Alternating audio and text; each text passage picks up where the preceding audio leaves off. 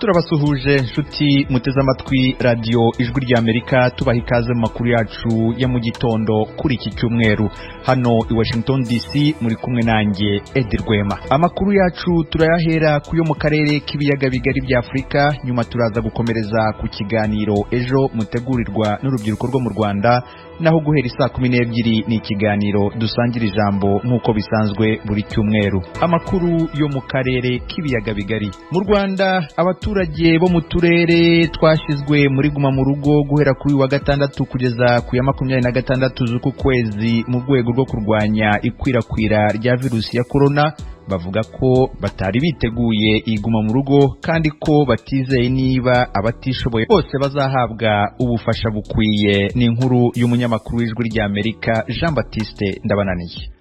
Uturere 8 twa Rubavu, Musanze, Burera, Gicumbi, Kamonyi, Rwamagana, Nyagatare na Rutsiro n'utw'umujyi wa Kigali nitwo turi muri guma. Uyu mumotari utuye mu murenge wa Nyamyumba i Rubavu ahegeranye no wa Gisenyi avuga ko abantu azi babona gifunguro ari uko bakoze bahangayitse cyane. Ndakuraye abantu bose bihebye kabisa, abantu bapapayitse gushyira abantu mu rugo ndacyo kurya. Nje ndago nihebye bitewe n'ahantu ntuye, ngendeye mu nkengero za Brasserie, ni igiturage naga abantu bakicwa n'inzara, ariko mu mugipe umuntu naye nahaye moto yayinsubije ari kumbwira ati ndapfa kabisa. Leta itangaza ko yamaze kubarura imiryango irenga 200,000 izahabwa ubufasha burimo ibiribwa muri iguma mu rugo. Uyu mumotari yongeraho ko atizeye ubwo bufasha kandi ko n'uwo mugenzi we atari mu babaruwe. Buriya ubushize naho byaravuzwe, ariko ugasanga mu mudugudu bahayenga abantu 3-4 abandi bose bagaheba. Mana we barahari pe, ubuzima bangaye bariraga bagera ngo kuri 6, kandi ibintu bipfuye mbere ibyanyuma si by'abantu bakwizera pe. Byakoze wenda leta igiye ngo gufasha bazite ku banyamugi cyane babacyanjuru kuruta ahandi hose. Umumotari wabwiye uyu tumaze kumva ko none hari bumererwe nabi nawe twamuvugishije. Kwangayika ni cyane kuko niba nacyuraga amafaranga yo kurarira uyu munsi ntago ndi burarire, ndahangayitse cyane kabishe ko mfite n'umuryango twese hamwe turi 7. Uyu munsi wo kuwa gatandatu ari nabwo guma mu rugo yatangiye, muri buburare? Uyu munsi ntago ndi burare kubera ko amafaranga nacyuye ejo nagabye kabiri, ubu ndabwirirwa mbura ndarire, ariko ejo ho ntaho nteganya ntaho. Aremeza ko koko atabaruwe kandi ko atanizeye ko hari ubufasha buzamugeraho. Hari n'umuvugiramo ko yabaruwe ariko ntabone ubufasha. Kuri radio nabyumvishe bavuga mu mujyi wa Kigali ko babageneye, bavuga ko no mu yindi mijyi bazareba ukuntu babagenza, ariko kugeza isaha nge nta muntu urangeraho ambarura cyangwa ambaza kujyana n'imibereho ya buri munsi. Nkunda kwemera ikintu cyabaye no muri guma mu rugo y'ubushize nabyumvaga ku makuru, ariko ntago bwatugezeho nke baruye, ariko ntawabonye bagiye babarura ariko ntibigere kuri buri muntu. N'ubundi nzabyizera ari uko byangezeho. Saba abanyarubavu bonyine bagaragaza ko batari biteguye. Uyu nawe wavuze ko atarabarurwa niko yatubwiye. Leta niba duha ubufasha rwose turapfuye niba ntaho kujya ku mavi, nta bushobozi mfite bwiteguye ko nzicwa n'inzara kuko sinibaruje. Leta niba dukorera ubuvugi. Mu byumweru 2 bishize aba bafundi batubwiye ko bagumishijwe mu rugo nta mikoro babona yo kubatunga mu gihe kirenze iminsi 2 badakora. Ntabwo nabasha kubaho, ntabwo wakwizigama ayo nshaka ko nakora uyu munsi, sinavuga ngo zantunga icyumweru ashaka kuntunga iminsi 2 none neje. Aya ko byitegura nta buryo umuntu yabyitegura, kuko uko byagenda kose ubushobozi umuntu aba afite ahanini ni ukurya ari uko wakoze. Ubwo rero kuvuga ngo wabitegura nta buryo wabyitegura kabisa. Usibye abo banyarubavu, abaturage b'i Musanze na Burera twaganiye bavuze ko nabo batari bariziganiye. Ubanza n'umunyonzi mu gihe uheruka ari umumotari. Nari ntunzwe n'igare natwe twayobewe ukuntu turabivubeho.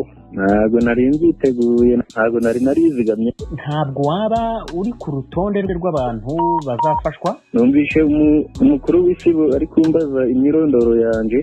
Ubushize leta hari uburyo yatugobokaga, uretse ko bitageze kuri bose, asabaga no mu mabishyirahamwe y'amakoperative akabasha kutugoboka. Ubu ntabwo wizeye ko bazabagoboka? Ntabwo tubyizeye. Aba banyaburera bavuga ko hanini batunzwe no guhingira abandi, nabo barahangayitse kuko ariko bavuga ko akazi bacungiragaho kahagaze kandi ko guhinga nabyo bitabakundira kuri ubu.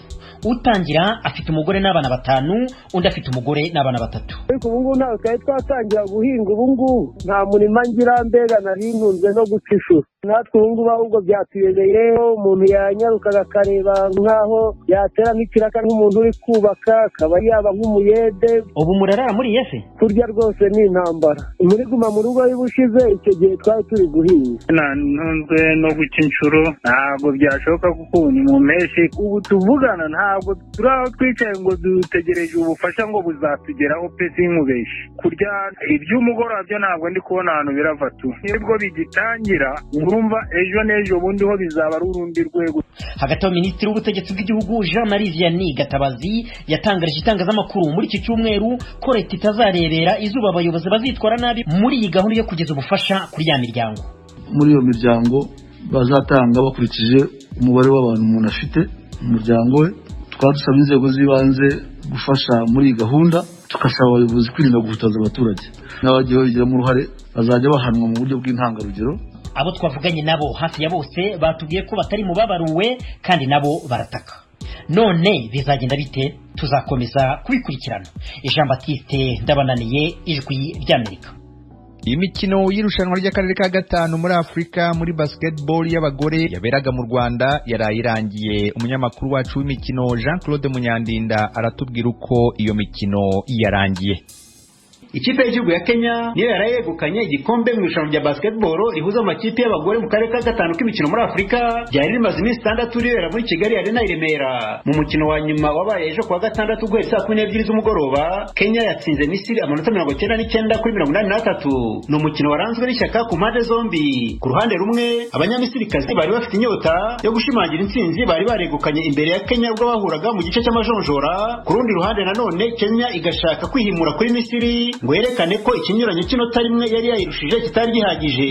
Byaje kurangira umutoza George Mayenga wa Kenya n'abakinnyi be b'ingenzi barimo kapiteni Rose Uma, Melissa Akinyi, Mercy Wanyama na bagenzi babo bateruye igikombe baragisimbiza, naho Amel Hagar, Ranim El Gedawi, Merar Abdelgawad na bagenzi babo b'ikipe ya Misiri batahana umwanya wa kabiri. Mbere y'uyu mukino wa nyuma hari habanje umukino wo guhatanira umwanya wa 3 wahuje ikipe y'u Rwanda n'iya Sudani y'Epfo. U Rwanda nirwo rwawegukanye rutsinze Sudani y'Epfo amanota 83 kuri 56. Muri uyu mukino umutoza w'ikipe y'u Rwanda Cheksar yari yahisemo guha umwanya abakinnyi basanzwe babasimbura barimo Odile Tetero, Cecile Nzaramba, Charlotte Mugwaneza na Sandrine Mushikiwabo, ariko hakiyongeraho n'abakinnyi bamenyereye amarushanwa nka Nicole Urwibutso na kabuhariwe Tiera Henderson ari nawe kapiteni w'Amavubi ya basketball y'abagore. Nubwo ikipe y'u Rwanda itageze ku ntego yayo yo gufata umwanya wa mbere muri irushanwa rya Zone 5, ubuyobozi bw'ishyirahamwe ry'umukino wa basketball mu Rwanda bushimangira ko hari hakozwe ibishoboka byose kugira ngo imyiteguro igende neza, ndetse ngo n'imikino mpuzamahanga y'igicuti yari yateganyijwe iza kubangamirwa n'icyorezo cya virusi ya corona. Ku rwego rw'ikipe y'igihugu yacu rero, mu busanzwe murabizi ko mu Rwanda dutegura ikipe y'igihugu icyumweru kimwe cyangwa se ibyumweru bibiri, ariko kugeza ubu ngubu hari impinduka zabayeho kandi zigaragara, kuko ikipe y'igihugu yumva imaze amezi 3 yitegura. Ni ikintu cyiza kigaragara kubera ko n'urwego rwabo ubona rwarazamutse. Twateganyaga n'imikino myinshi twashobora guhura n'amakipe y'ibihugu atandukanye, ariko kubera ikibazo cya covid ntabwo byatworoheye, kuko iyo wasangaga abenshi aho twashakaga kujya gukina cyangwa ngo nabo baze, ugasanga amakipe y'ibihugu yabo ntabwo ari kwitegura. Nyuma yo kwegukana umwanya wa mbere muri irushanwa ry'akarere ka 5 k'imikino muri Afrika ryari ryahuje ibihugu 4, ikipe ya Kenya yahise ibona itike yo kuzahagararira aka karere mu irushanwa rya Afrobasket ku makipe y'igihugu y'abagore rizabera muri Cameroon mu kwezi kwa 9 uyu mwaka. Yari Claude Munyandinda, i Kigali. Mukomeje gutega amatwi radio Ijwi ry'Amerika ivugira i Washington DC mu Kirundi no mu Kinyarwanda. Nshuti zacu, ubu tugeze ku mwanya wahariwe ikiganiro ejo cy'urubyiruko rwo mu Rwanda. Kuva namenye ubwenge nabyirutse nakuze nkunda amakuru cyane, nakunda kumva amakuru, ariko by'umwihariko nkumva amakuru y'Ijwi ry'Amerika mu ishami ry'Ikinyarwanda n'Ikirundi. Ko nakuze rero nkunda ibiganiro bishamikiye ku makuru, inkuru zicukumbuye, inkuru zitabogamiye bamwe uko ngenda nkura uko nagiye nkura menye iby'itangazamakuru nagiye numva ku ijwi rya Amerika hari abanyamakuru b'abanyamwuga bafite experience cyangwa bafite ubunararibonye muri uyu mwuga. Izo nkuru rero zicukumbuye, inkuru zitabogamye, inkuru zivugira rubanda, inkuru zisubiza ibibazo rubanda bafite, byatumye nkunda itangazamakuru. Nari nkomoje ku makuru wenda yamaze igihe, ariko hari nk'ikiganiro gishya gikorwa na Venuste Nshimiyimana cyitwa Agasaro ka Buragari. N'urugero nari ntanze aho imiryango yaburanye, ikiganiro gifasha guhuza imiryango yaburanye, abana baburanye n'ababyeyi, ababyeyi baburanye n'abana imyaka myinshi ishize. Urumva aho ngaho n'urugero ntanze rwo kuba no gukora itangazamakuru risubiza ibibazo by'abaturage. Niba ufashije umubyeyi kumenyana n'umwana we wari maze imyaka 27 badahura, icyo gihe ubukoze itangazamakuru risubiza ikibazo. Mu by'ukuri nabyirutse nkunda itangazamakuru kuko narikunze nkiri umwana muto. Icyo gihe numvaga nzaba umunyamakuru wa Radio Rwanda cyangwa se nk'umunyamakuru wa Radio Ijwi rya Amerika kuko naryumvaga nkiri mutoya. Cyakora navuga ngo cyane nakunze kumva amakuru na bimwe mu biganiro, nk'ikiganiro dusangira ijambo. Navuga ngo mu mwuga wanjye Ijwi rya Amerika ryarafashije cyane kuko nakuze ari Radio Rwanda, ari Ijwi rya Amerika ndetse na BBC. Nkaba mvuga ngo nkurikije uko Ijwi rya Amerika rigenda rizamuka, nagize n'umugisha ko wo gusura Radio Ijwi rya Amerika ikorera Washington DC, kuko nagiye muri programu y'abayobozi ba International Visitors Leadership Program. Insura Radio Ijwi rya Amerika ikorera birashimisha kuko ni radio narifuje gusura cyangwa se no guhura n'abanyamakuru bayikoreraho, cyane bari ku cyiciro kuko ntari mbaza, ariko twarakwe turanaganira. Navuga ngo rero inkuru za Radio Ijwi rya Amerika wumva ko ni inkuru zicukumbuye, ni inkuru zigusha ku bibazo abaturage dufite. Cyakora nkumva ntabwo navuga ngo aho igeze nirekeraho gusa, ahubwo nikomeze ishyiremo imbaraga nyinshi, itwongerera ibiganiro. Ndashima ubu amakuru asigaye aba buri saha, ni ikintu cyiza kandi gikomeye cyane.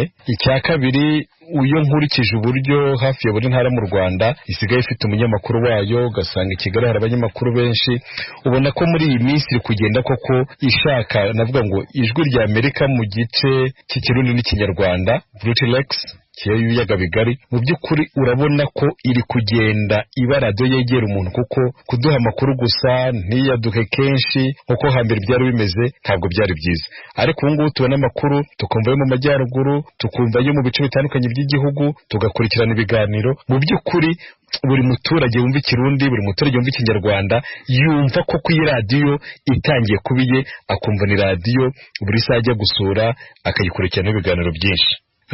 Ngira ngo rero ikindi navuga ni komeze dukore n'ibiganiro bicukumbuye, haba mu bya diplomasi, nibyo ikintu kiganiro kimeze nka deba, ku buryo abantu bagana kuri politike yaba iyo mu Burundi, yo mu Rwanda n'undi byakorwaga, ariko bakongeramo imbaraga ku buryo bava no mu bijyanye na politike yo ku rwego rwo hejuru cyane, abantu bakajya no kumva umuturage wabuze imbuto, bya bibazo biraje inshinga buri muturage, kuko ntabwo umuturage yigizwe na politike. Politike ni imanuka, iyi nziza cyangwa se mbi, ikagira ibyice cyangwa ibyo utunganya neza, ariko iyo umanutse kureba none na bya bindi abanyapolitike bavuze uko byakozwe, mbona ari cyo ngicyo nabivugaho. Murakoze. Nifuza ko twari tumva ibiganiro buri gihe nk'uko tubishatse, amasaha ku masaha, wenda nera amasaha 3 n'arebi, ejo heza cyangwa amakuru, nibyo urubyiruko dukunda. Urubyiruko tukabyumva neza, ko bajya bagezamo imipira bakatubwira n'amakuru y'abahanzi, byatuma tujijuka cyane pe. Bongeraho amasaha y'amakuru, hano muri iki gihe dukeneye no kuva mu rugo tumenya kuri covid uko ihagaze, ikumva ari nk'ibyo bakongera. Ibintu nk'uko umuntu ajya kuri za YouTube akagira ibintu asanga, wese tubyumva nk'umuntu udafite telefone igezweho akabyumva kuri iyo radio nk'uko ikorera ku isi hose. Ndikumva ari icyo bakongeraho. By'umwihariko n'ikiganiro cy'urubyiruko cyagombye kongera amasaha ku buryo tugira icyo natwe tumenyamo, bakongeraho nk'igihe nyine n'icyo umuntu yakenera. Byasaba nyine kugira ibiganiro nayo yajya itugezaho nyine bitwigisha uburyo ibintu bijyanye nyine n'uko twakwitwara, bigisha ubuzima bw'imyororokere, ibintu nk'ibyo ngibyo. Radio yigisha umuntu, uhugura umuntu uburyo umuntu yagira ikintu yigezaho, bakajya bagira nyine nk'ikiganiro bacishaho abantu bakagisha inama ibintu mu kintu umuntu yakaza ingamba nawe igashyiramo ibintu bikaze nyine ibintu birenze nayo ikazana indirimbo zirenze ingoma ziri hiti